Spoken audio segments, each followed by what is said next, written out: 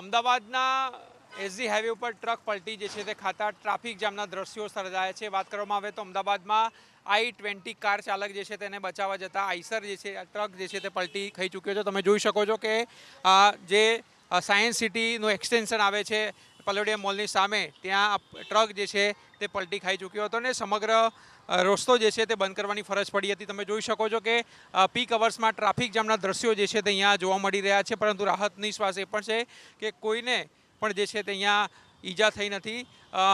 એક આઈસ્ક્રીમ કંપનીના જે છે બોક્સ ભરેલો આ ટ્રક હતો, જે અહીંથી પસાર થઈ રહ્યો હતો ત્યારે i20 કાર ચાલકને બચાવવા જતાં આ ટ્રક જે છે તે પલટી ખાધી હતી. અને હાલ પીક અવર્સમાં જે છે તે અહીંયા ટ્રાફિક જામના દ્રશ્યો સર્જાયા હતા, પરંતુ ટ્રાફિકને હળવો કરવા માટે ટ્રાફિક પોલીસ પણ જે છે તે અહીંયા પહોંચી છે અને જે જેસીબીની મદદથી આ ટ્રક જે છે તેને હટાવવાની કામગીરી જે છે તે પણ શરૂ કરવામાં આવી છે.